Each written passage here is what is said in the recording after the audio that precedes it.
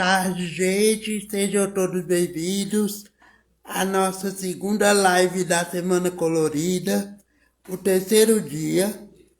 Eu já vou chamar o nosso convidado, Ari Areia, que está esperando aqui.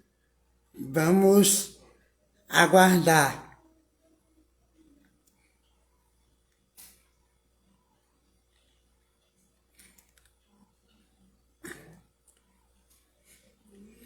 Ele ainda não entrou, mas daqui a pouquinho ele chega.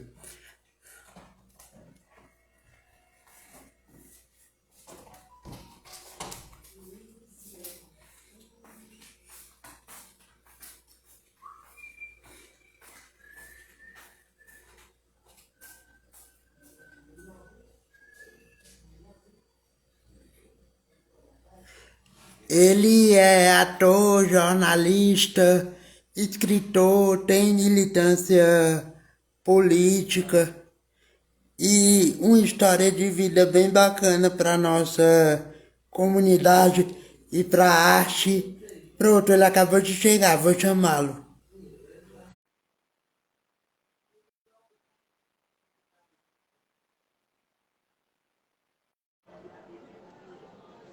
Oi, Oi, tudo bem? Seja tudo bem-vindo. bom, Disseu? Como é que você tá? Boa tarde, que bom te Tudo encontrar, quanto bem, tempo. graças a Deus. Finalmente deu certo, né? Encaixar a agenda. Pois é, tô feliz de estar te encontrando, viu? Que bom, como é que você tá? Tô bem, graças a Deus, muito empenhado nessa semana, né? Que eu tô organizando, muito feliz com essa nova autenticidade minha, né? Porque esse espaço é um espaço de autenticidade e eu acho que nossa conversa vai render muito, porque eu percebo que você tem arte e verdade na veia. Ah, que Então coisa boa. são duas coisas assim que combinam comigo. Então, para conversar, eu quero que, se possível, você conte um pouco como foi o seu processo de descoberta, de enfrentamento da sua orientação sexual. Então, eu acho que tem algumas etapas nesse processo, né? Tem algumas etapas. Eu lembro que as minhas primeiras paixões na vida, quando eu ainda era muito pequenininho, elas já eram paixões por meninos, não por meninas, né? Então, eu tenho essa memória de me apaixonar por meninos. Quando eu fui tomando mais consciência da vida, né? Quando eu fui ficando um pouco mais adolescente, maiorzinho, eu fui entendendo que era isso mesmo, né? Que eu estava me apaixonando mais por meninos do que por meninas e é, eu sou de uma família religiosa, né? Meu pai é pastor na Assembleia de Deus, então isso foi meio apavorante naquele momento. Então eu comecei a lutar contra isso, comecei a sofrer com isso, acredita? E Acredite, aí eu passei por um processo de negação, passei por um processo de luta contra isso, até que, enfim, eu entendi que não tinha que lutar contra nada, e aí fui me aceitando, fui me compreendendo, e aí foi, eu acho que a tomada de decisão mesmo, assim, de vou sair do armário e não vou mais lutar contra nada disso, foi quando eu me apaixonei, assim, muito perdidamente, porque eu me apaixono, e quando me apaixono muito perdidamente. Então resolvi jogar tudo pra cima, essa coisa da igreja, sabe? Essa coisa evangélica, religiosa, joguei tudo pra cima, com essa minha paixão avassaladora, e resolvi sair do armário, e aí acho que começou uma militância. Acho que começou aí, sabia? Uma paixão. entendo. As paixões realmente são bem intensas. Ainda bem que eu não me apaixonei por ninguém ainda. Só pelo meu trabalho. E você se arrepende um pouco de ter demorado o teu processo? Porque a gente fica naquele conflito, né? Aí, quando se descobre, a gente fica, oh meu Deus, se eu tivesse feito isso lá atrás, há esse arrependimento ou não? Não, assim, tipo, eu saí do armário com, sei lá, 19, 20 anos. Então, de certa forma, é, não foi tão demorado. Eu acho, assim, que eu me arrependo um pouco, assim, não é um arrependimento, mas eu fico pensando, eu fui uma gay que não teve, assim, uma infância, uma adolescência, assim, enquanto todo mundo tava ouvindo Britney, Beyoncé, eu tava ouvindo Cassiane, entendeu? Eu tava na igreja cantando Lauriette, Cassiane, Ana Paula Valadão, entendeu? Diante do Trono, E Eichela. Então, assim, tipo, eu acho que eu acabo vivendo uma adolescência gay, uma adolescência LGBT tardia, porque a minha adolescência, de fato, eu estava na igreja. Mas, assim, eu não me arrependo. Eu acho que tem um processo, todo mundo tem o seu processo, esse foi o meu. E eu acho até que não foi tão demorado, não. Eu acho que demorou porque eu precisava ter uma vivência, sair da igreja, me desintoxicar daquela coisa toda que a igreja me colocou. Mas eu sou feliz com o meu processo. Não tenho um arrependimento, não. eu também sou bem feliz com o meu. O meu, acredito que demorou, mas foi no tempo certo. Então, por isso que eu também não me arrependo. E como é que entra a arte dentro dessa sua percepção de compreensão, ela com certeza deve ter lhe auxiliado a superar, a enfrentar, né? A arte, ela foi muito importante, sim. Eu, eu acho que até o meu processo de saída da igreja teve, assim, uma pitada importante da arte, porque eu comecei a fazer teatro na igreja, né? Assim, o meu início de caminhada dentro do teatro foi na igreja. E aí eu me apaixonei por aquilo, porque, assim, meu pai era pastor, e aí eu sempre gostei das manifestações artísticas, culturais que tinham ali naquela comunidade, né? Na música, eu cantava na igreja, eu escrevia música, eu fazia contação de história, eu pregava, fui pregador, tem imagens disso aí, vocês botaram no Google, vocês acham. É, mas aí, essa paixão pelo teatro, ela descambou para outro lugar, porque daí eu fui fazer teatro na escola, e aí da escola eu não voltei mais. E depois que eu saí do armário, assim, eu tive vontade de usar o teatro como uma ferramenta de amplificação dessas angústias, desses questionamentos. E aí o teatro ele passou a ser esse vetor. Eu montei um grupo chamado Outro Grupo de Teatro, com o Yuri Yamamoto, Tavares Neto, a Helena Vieira também está nesse processo junto de criação. E aí a gente sempre debate, acho que tudo que a gente monta é em cima desse atravessamento, né? Sobre a orientação sexual, identidade de gênero. E aí eu acho que, sei, assim, é o que eu vivo, é a minha vida, então ela acaba transbordando para o teatro também. A arte, ela tem esse lugar. Eu tenho algumas referências bonitas no teatro, tem um tio que é diretor, Gerardo Damasceno. É, enfim, minhas referências importantes na política e em outros lugares também são da arte, então acho que é mais ou menos por aí. É quando a gente se encontra, não tem como negar, né? Tudo o tempo providencia. E com relação à questão, porque eu percebo pelas suas postagens que você lida bem com o seu corpo, com a nudez, com as cenas, né, que envolvem essas questões mais quentes. E como é isso para você? É fácil? Hoje em dia nem faz tanta diferença? Como é isso? Não, assim, nos processos criativos, isso nunca foi uma questão para mim, assim, isso nunca foi um ponto. Tanto no teatro quanto no audiovisual, isso é uma coisa muito tranquila. Geralmente a obra pede, né? Se o caminho da obra pedir aquela exposição maior do corpo, geralmente tem um foco, né? Tem uma conduz para algum lugar. Tem um espetáculo que eu fiz chamado Histórias Compartilhadas que ficava no 50 minutos de peça. Mas o foco daquilo não era a nudez. Então, geralmente, quando as pessoas comentavam sobre a nudez, a pessoa não tinha se ligado muito bem do que a peça era, né? Então, de fato, a nudez ali era como se fosse um figurino, né? O corpo nu era o figurino, né? Então, nos outros trabalhos também, assim, tem uns curtas que tem, enfim, cenas bem sexuais e tal, mas, enfim, tem um contexto ali. E eu acho também que é interessante, eu gosto dessa provocação que o corpo pode provocar no outro, né? Tipo, enfim, como, como vetor também de sensações. Não sei, isso Sim. nunca foi uma coisa que me constrangeu, nem me preocupou. Eu sempre fui muito tranquilo com o meu corpo também. Hoje eu tô um pouco mais magro, um pouco mais atlético, mas já tive um pouco mais gordinho. Mas essa não foi uma questão para mim. Eu sempre E, tive muito em paz com o meu corpo.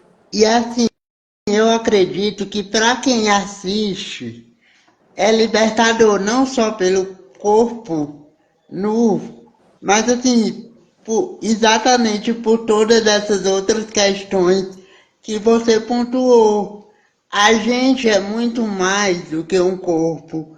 A orientação sexual é apenas uma característica e as pessoas precisam começar a se acostumar com isso.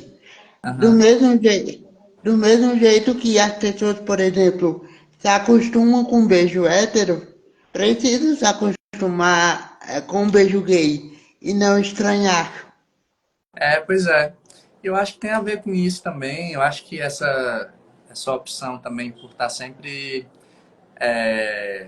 debatendo a questão da, da pauta LGBT, enfim, os seus atravessamentos, eu acho que faz parte também dessa vontade, né, de contribuir com um mundo que seja mais seguro para todo mundo, né, em que esse debate seja um debate que todo mundo compreenda, que diz respeito à individualidade de cada um, mas que também são direitos coletivos. Eu acho que a arte tem um papel importante aí também. Sim, eu digo a todo mundo que a arte me salvou. É muito vital na vida de alguém e é excelente trabalhar com isso e encontrar pessoas como você, para poder a gente dar sequência e seguimento da nossa coragem. E assim, com relação ao teu histórico de saída de casa e a criação do outra casa coletiva, como é que foi? Já foi logo depois que você saiu ou demorou um pouco? Não, demorou mais de 10 anos. A Outra Casa Coletiva é um projeto recente, vai fazer 5 anos agora. Foi um projeto que surgiu em 2020, durante a pandemia. Né? A Outra Casa Coletiva, para quem não conhece ainda, é um abrigo, né? Uma casa de acolhimento para pessoas LGBT em Fortaleza. A gente recebe pessoas de vários lugares do Brasil, até de fora do país também, que procuram a gente, né? Que precisam de acolhimento, foram expulsos de casa, vítimas de violência doméstica, ou estão em situação de vulnerabilidade. Né? Então, eu, junto com um grupo de militantes e ativistas importantes na cidade, a gente iniciou esse processo. A casa ela funciona no Benfica, tem o Instagram, Outra Casa Coletiva, né? Quem quiser conhecer pode seguir a gente lá. E Eu já eu estou saí de seguindo, viu, casa. gente? Recomendo. Tô falando que já tô seguindo e recomendo. Sigam que é bom. Obrigado, meu bem. É isso, assim, eu saí de casa logo que eu saí do armário com 20 e poucos anos e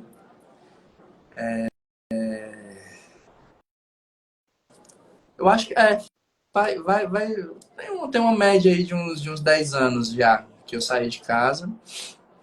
E aí eu não fui expulso de casa, tipo, pega suas coisas e sai daqui. Mas houve uma reação difícil, né, por parte dos meus pais, e aí não teve jeito de continuar. Eu conto isso num espetáculo, eu montei um espetáculo para falar sobre isso, chama Expurgo. E é isso, assim, a casa, ela surgiu dessa vontade de fazer alguma coisa pelas pessoas que, né, passem pela mesma coisa que eu passei, que não tem uma rede, não tem um suporte. Hoje em dia não existe uma casa pública, em Fortaleza, né, no estado do Ceará, a gente tem lutado, né, para que haja uma política, tanto na cidade, quanto no estado, quanto federal. Hoje eu estou participando de um processo junto ao Ministério de Cidadania e Direitos Humanos, Governo Federal, Secretaria de Diversidade. A gente está contribuindo com a elaboração de uma política nacional de acolhimento para LGBTs. Então, hoje eu faço parte desse processo, contribuo com esse processo a partir da experiência da outra casa coletiva em Fortaleza, que é um abrigo para LGBTs expulsos de casa. Que bom, tomara que dê certo, porque tudo que a gente precisa é de acolhimento. E com relação à questão de militância política, você acredita que como é que pode ser a representatividade efetiva de uma pessoa LGBTQIAPN+, em qualquer esfera política? Eu acho super importante, acredito demais. Eu acho que cada vez mais a gente precisa estar atento a isso e ocupar os espaços, né? Tanto nas gestões, eu acho que é importante a gente, né, se reconhecer, olhar para a estrutura dos governos e reconhecer ali mulheres lésbicas, homens, gays, mulheres e homens transexuais, pessoas não binárias. É importante a gente olhar, tipo assim, para o alto escalão dos governos e enxergar, né, pessoas LGBTQIA+. E é importante também no parlamento. Você vê a Erika Hilton, né, que é uma amiga muito querida, uma pessoa do meu coração, a presença dela na Câmara Federal já é um fator de deslocamento importante. Então, só o fato de ela estar lá já traz um efeito. A gente já se sente mais convidado a olhar para o debate político, para a Câmara Federal, entender o que está acontecendo, participar das discussões, além da atividade parlamentar dela, que é essencial. Né? A Erika Hilton é uma das melhores parlamentares do país. Não tem só a Erika Hilton de parlamentar trans, também tem a Duda Salabé e outros parlamentares que são LGBT também.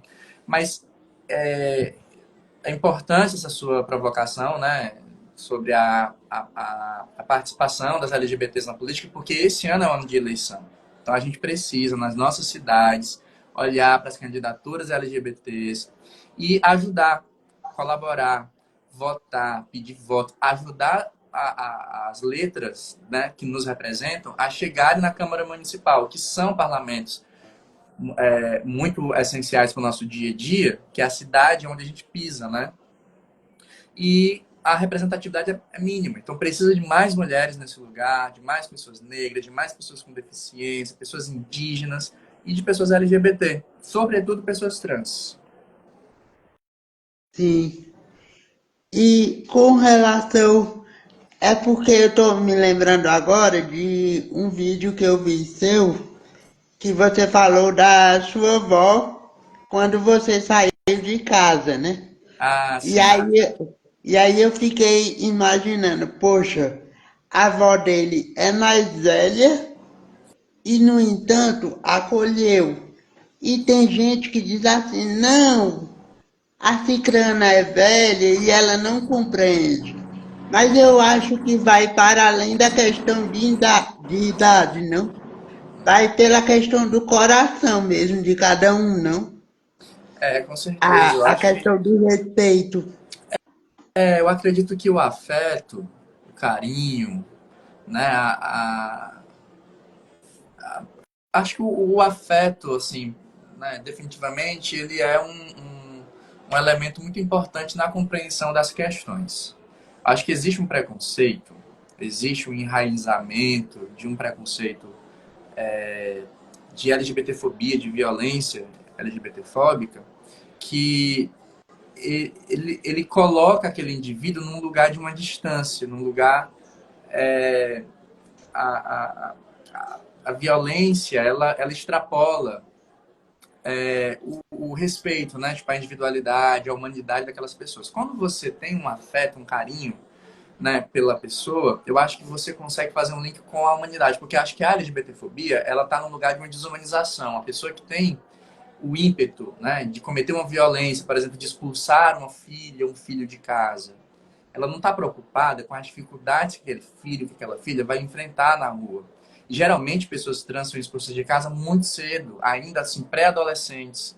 né? Assim, tipo, é uma perda de noção de cuidado, de humanidade, de preocupação, de importância com aquela vida, assim, sabe, de um mínimo de responsabilidade. Quando você fala sobre essa reação da minha avó, a reação dela foi uma reação de afeto. Ela falou assim: é o mesmo menino que eu vi nascer. Eu vi esse menino nascer. Ele é o meu neto, não mudou nada. Ele tá dizendo aqui que é gay, mas o que é que muda? O afeto, ele consegue, é uma arma poderosa. Assim, as redes de afeto, elas são um instrumento poderoso de reação à desumanização que a LGBTfobia provoca. Agora, em muitos casos, não é possível acessar esse dispositivo que é o afeto. Em muitos casos, esse elo ele já se quebrou. Então, assim, tem pais e mães que expulsam filhos de casa que não vai adiantar se conversar com eles. A primeira coisa que a gente faz quando uma pessoa que é expulsa de casa procura a gente lá na casa de acolhimento, a gente acolhe a pessoa fica um tempo ali com a gente e a gente fala, ó, vamos tentar conversar com seus pais para ver se tem um jeito de mediar? Às vezes tem, mas muitas vezes não tem. Não tem como a pessoa voltar para casa. Aquela família também precisa de um acompanhamento, sabe? E eu acho assim que o enfrentamento à LGBTfobia ele também precisa passar por uma disputa de sentido sobre o que é ser LGBT. Eu acho que é preciso ter um compromisso institucional por parte dos governos de disputar positivamente essa pauta para a sociedade, sabe? De combater o estigma contra as pessoas LGBTs, contra as pessoas transexuais, contra porque quando um filho sai do armário, quando uma filha sai do armário, a sensação que um pai e que uma mãe têm é uma sensação de luto. É uma sensação de que ele perdeu aquele filho, ele perdeu aquela filha. E não é para ser assim. Porque ninguém sai do armário para dizer que é hétero. Então a gente precisa normalizar, naturalizar, a gente precisa disputar a humanidade mesmo, sabe? Sim, e o que para nós é algo libertador, né? E benéfico quando a gente consegue enfrentar.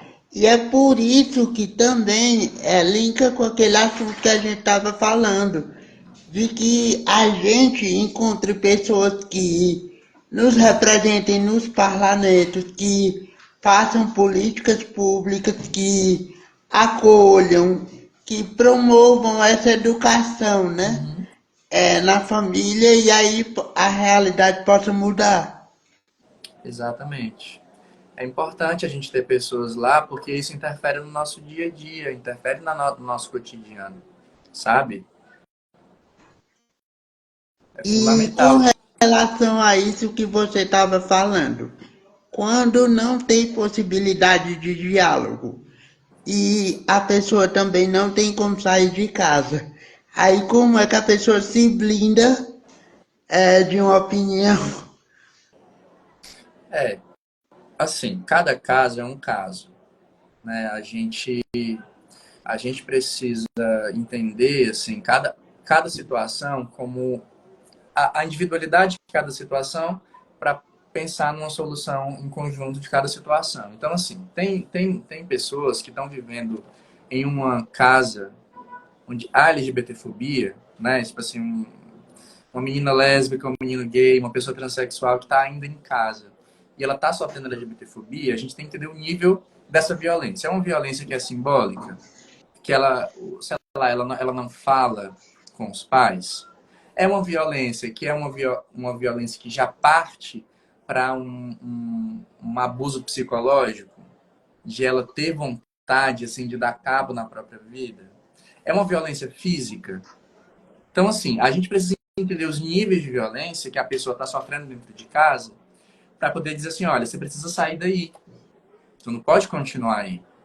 Porque tem situações que elas são mediáveis, assim. Tem situações que dá para conversar. Dá para você chegar e falar assim, olha, eu sou viado mesmo, e eu não vou mudar, e vamos parar de palhaçada e acabou. E a família vai entender, tá bom, vamos lá. Mas tem situações que não dá. Tem situações que você sei lá, você está sendo privado tá sendo privado de sair de casa, você está recebendo um tratamento diferente, você está. Então, assim, dependendo de como você esteja vivendo, você precisa sair dali.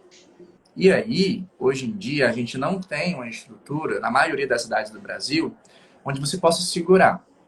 Tipo assim, um Sim, suporte institucional, uma casa de acolhimento público. Não existe. Na maioria das cidades do Brasil não existe.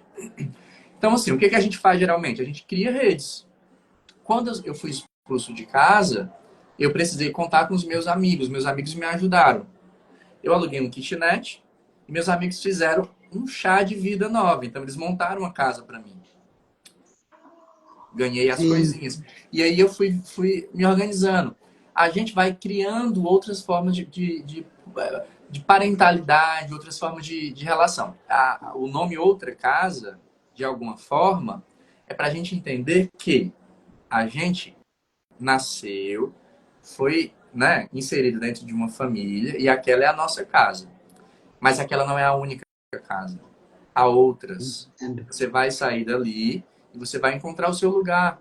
Então, é meio que também uma forma de tentar compreender que existe um dia após o outro, de que as coisas não são estáticas, de que nada é definitivo, de que você não está feliz ali, morando com seu pai, com sua mãe, está sofrendo LGBTfobia, você tem vontade se você não é feliz, então precisa se organizar. E aí, o que eu aconselho para as pessoas? Ah, eu tô querendo sair de casa, não suporto mais estar na minha casa, meu pai é LGBTfóbico, minha mãe é transfóbica. Fala assim, olha, se tiver no nível do insuportável, sai, corre daí, vai atrás de um jeito de... Agora, sim, eu sofri muito porque eu fiz isso sem planejamento, eu fui pego de surpresa. Se você pudesse Sim. planejar, sabe, entra na faculdade, se não puder entrar na faculdade, arruma um emprego. Um emprego que vai ganhar pouco, mas vai juntando teu dinheiro para tu alugar uma kitnet, sabe? A gente precisa, na medida do possível, ter planejamento. Há situações que não dá para planejar. Você está apanhando em casa porque você é travesti, porque você é um homem trans, porque você é gay, sapatão, você tem que sair daí. Procura uma rede de amigos, assim, você precisa se cercar de uma estrutura. E a gente precisa que o Estado, que o município, que o governo federal criem, criem redes de proteção para pessoas em situação. Porque o Brasil é um país que mais mata pessoas LGBT no mundo ainda. E a gente não tem uma rede de proteção. Então, assim, eu estou falando aqui da gente criar redes para a gente se proteger, porque é o que a gente já faz há décadas, né, no mundo todo. Mas o Estado, o município e o governo federal precisam ter estrutura também. Não dá para a gente ficar contando só com a boa vontade uns dos outros. Sim. Mas também nesse sentido, mais vale um amigo na praça do que dinheiro no caixa, né? Com certeza, a gente dá jeito em tudo na vida. A gente dá jeito em tudo na vida. Sabe? Ficou sem casa? Eu fiquei sem casa, fiquei apavorado, fiquei desesperado, não tinha para onde ir. Mas eu sabia que as coisas iam tomar um rumo. Foi horrível, foi muito ruim ter saído de casa assim de uma hora para outra. Mas a gente precisa tomar decisões na vida, né? Eu não queria continuar daquele jeito. Eu não queria continuar me escondendo. Saí do armário, tive as consequências. E isso também me impulsionou para chegar nos lugares que eu cheguei. Por isso não há arrependimento, né? Porque a vida leva a gente para o caminho que é nosso. Exatamente. E assim, a minha página, esse projeto, né? Porque não é só uma página. Ele tem esse viés de formar essa rede de apoio. Porque eu, pelo menos no diálogo, porque o meu ciclo é ainda cheio de tabus. Então as pessoas não falam muito, entendeu? Uhum. E aí eu fui montando essa rede de apoio porque eu percebi que não dava para ficar adiando, né, e ter desculpa. E gosto de trabalhar com arte. Não é nem só a questão da orientação sexual e da deficiência. E aí, graças a Deus, falar liberta. Com certeza, com certeza. Tem uma pergunta aqui no chat, ó, como é que tá a relação com a família? Minha relação com a minha família hoje é boa, melhorou o tempo, assim, isso passa 10 anos já, né? Um pouco mais de 10 anos. Então o tempo ele vai ajustando as coisas. Eu entendo a reação que os meus pais tiveram hoje, né? Assim, eu compreendo o choque e o desespero e o luto, porque eles estão inseridos numa realidade que pensa que isso é o fim do mundo mesmo. Então a gente precisa mudar esse pensamento de que isso é o fim do mundo. Então a arte é importante nisso. É importante que tenham histórias felizes de pessoas LGBTs nas novelas, sabe, nos livros, no cinema, na literatura. É, é importante ter essa afirmação, porque isso vai mudar a realidade, a compreensão, o imaginário. Existe um imaginário negativo ainda sobre o que é ser um LGBT, o que é ter um filho LGBT. Isso precisa mudar, mas isso vai mudar com essa, essa intensa movimentação e esse intenso debate positivando a pauta, né? Tem, enfim, literaturas importantes, filmografias importantes, a presença de LGBTs na novela, na política, na própria TV, enfim. Isso são coisas importantes. 10 anos para cá, muita coisa mudou. A mente das pessoas está um pouco mais com leituras um pouco mais generosas sobre o que é ter um filho LGBT. Mas ainda há muita LGBTfobia em ambiente doméstico e ainda tem muita gente sendo expulsa de casa por ser LGBT. Toda semana a gente recebe vários pedidos de acolhimento lá na casa. Então, isso ainda é uma realidade. Ari, quem fez a pergunta é o editor do meu projeto, então um beijo para ele. Muito grato pela participação, pela audiência. E já que você estava falando de literatura e no seu currículo tem escritor, o que que você já escreveu? Eu já escrevi coisas para teatro, já escrevi. Eu tenho participações, né, em coletâneas de poesia, inclusive tem um poema meu numa coletânea da Flides, que é uma feira literária da diversidade. Eles publicaram isso em 2000, acho que 2022. Tem um poeminha meu lá. Inclusive que eu faço uma homenagem assim, a Helena Vieira, a Erika Hilton. Eu não vou lembrar de cabeça aqui não, que faz tempo que eu não cito ele. Eu tenho argumentos, né, de coisas que eu escrevo para audiovisual, preciso tirar isso do papel. Mas assim, tipo, eu me considero mais ator que escritor. Sou jornalista, né? Então, assim, já escrevi para colunas, né, de portais LGBT, já escrevi para, enfim, jornalismo, né? E com relação aos documentários que você dirigiu, como é a questão de dirigir? Eu dirigi um documentário que foi sobre um coletivo de cultura no assentamento do MST, no interior do Ceará, Sertão de Crateús. É, chama O Amanhã Pertence a Nós. Foi um projeto da Lei Paulo Gustavo, se eu não me engano, e eu colaborei como roteirista de um documentário, aí esse já tem bastante tempo, chama Bicicleta. Deixa Tem uns 10 anos já. Com relação a documentário, a pessoa tem que colocar alguma coisa assim bombástica, assim, que cause polêmica, ou pode, digamos assim, só dizer as coisas positivas da vida da pessoa sem envolver nenhuma polêmica.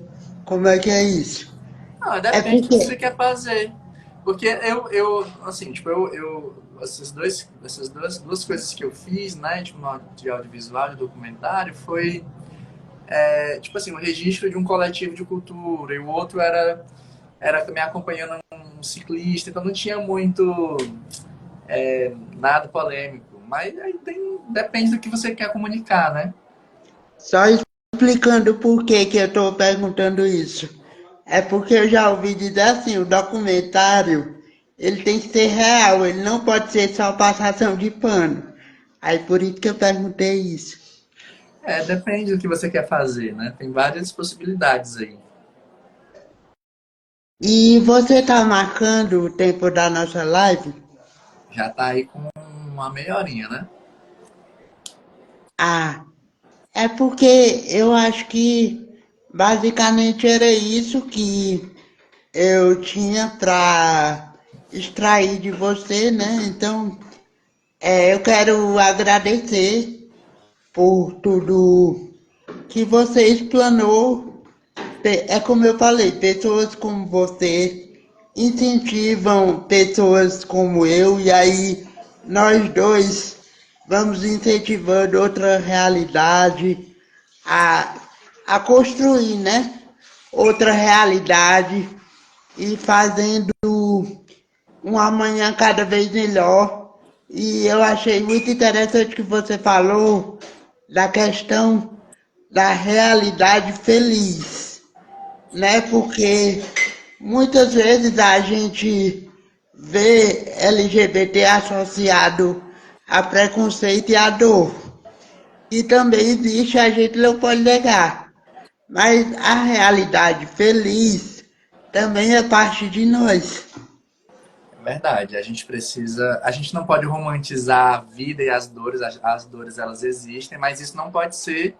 A gente não pode ser só isso, né? A gente não pode ser só isso. A gente é mais do que as nossas dores, né? Eu acho que a gente precisa também ter esse ponto aí.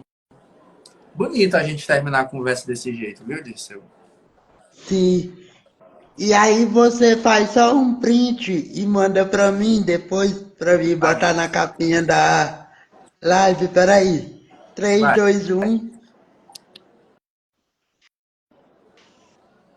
Pronto, fiz aqui, viu? Pois que Deus lhe abençoe. Amém. Eu deixo aqui registrado um abraço para uma pessoa que te ama, que também me ama, mas não sei se ele entrou na live, que é o Rogers. Ai, meu Deus, o Ele meu falou amor que da minha não. vida. Ai, é. Pois eu vou pegar esse lugar também. Eu amo E eu demais, acho que Rogério. você já foi em Sobral e eu não te vi, não Já foi? várias vezes eu vivo em Sobral. Agora eu tô um pouco mais longe, mas inclusive eu vou estar no Ceará em agosto, no finalzinho de agosto. E eu não sei se eu vou ter tempo, mas se por acaso tiver um tempinho, eu dou um pulo em Sobral. Certo, e aí você não escapa de mim mais não. Tá bom. Se eu conseguir, eu aviso. Uma boa Sobral fez tarde aí. aniversário, não foi esses dias? Oi? Sobral fez aniversário, né? Foi ontem, dia 5. 251 anos. Parabéns, parabéns para Sobral, para todo mundo de Sobral, que é uma cidade do meu coração. Eu amo Sobral. Fui muito feliz em Sobral. Pois eu não publiquei nada com relação ao aniversário porque eu estava muito empenhado na semana colorida, né?